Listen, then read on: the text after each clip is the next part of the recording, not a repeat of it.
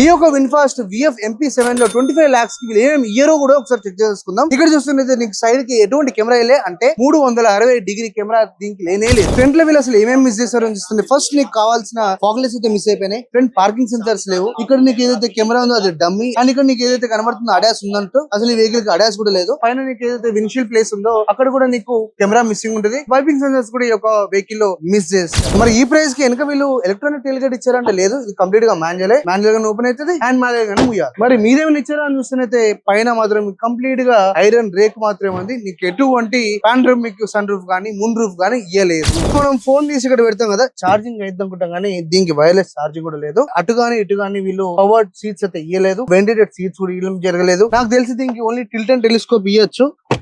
Yes, tilt and telescope అయితే ఇచ్చారు. మరి స్క్రీన్ చాలా పెద్దగా కనబడుతుంది ఏముంది స్క్రీన్ లో, కాకపోతే ఇక్కడ మాత్రం 10.1 ఉంది. మరి దీంట్లో Android auto and car play wireless అంటే కాదు, వైరే. అంటే నువ్వు వైర్ పెట్టినాకనే మనకి కనెక్ట్ అయితే ఉంటుంది ఫోన్. సెంటర్ కన్సోల్ కింద నీకు చిన్న స్టోరేజ్ ఏరియా ఇచ్చారు. ఛార్జింగ్ కోసం ఒక type A and type C మాత్రమే ఉంది. గ్లో బాక్స్ ఏదైతుందో ఇది కూడా కూలింగ్ తో లేదు, నార్మలే. ఇక్కడ హైలైట్ గా వీళ్ళు ఏమని చెప్తున్నారంటే డోర్ నాబ్ మాత్రమే, అది కూడా ఇట్లా కొంచెం కర్వ్ స్ట్రక్చర్ లో ఉంటుంది. చిన్న గ్రాఫిక్ డిజైన్ టైప్ మాత్రమే. ఏసీ వెన్స్ మీద నీకు ఆ క్రోమ్ లైనింగ్ ఇంతే తప్పించి నీకు అంత ఎక్సైటింగ్ గా ఈ యొక్క కార్ ఇంటీరియర్స్ అయితే ఇంకేం కనబడదు. మరి ఈ విన్ఫాస్ట్ VF MP7 గురించి ఫుల్ ఇన్ఫర్మేషన్ కావాలంటే దీని యొక్క full walk around video with detailed explanation మన యొక్క యూట్యూబ్ ఛానల్ ఉంది. అదే మనం ఎయిర్ గేరెడ్ లో ఇవన్నీ చెక్అౌట్ చేసేసి ఖచ్చితంగా సబ్స్క్రైబ్ బటన్ కూడా కొట్టేయండి.